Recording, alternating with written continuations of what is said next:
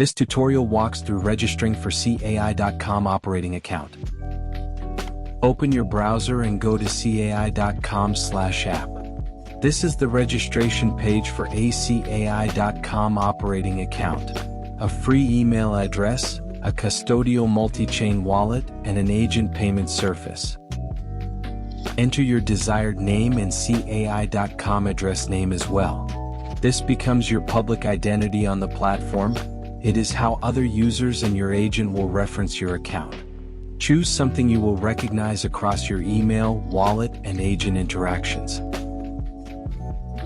Click Register. CAI sends a verification link to the personal email address you registered with. Check your inbox for the link. Click on it and you will be verified. This links your CAI.com account to a real address for recovery and notifications.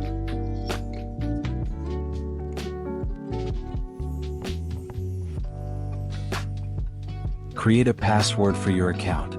This is what you will use to log into the CAI dashboard. Choose a strong, unique password, the same standard you would use for any financial account.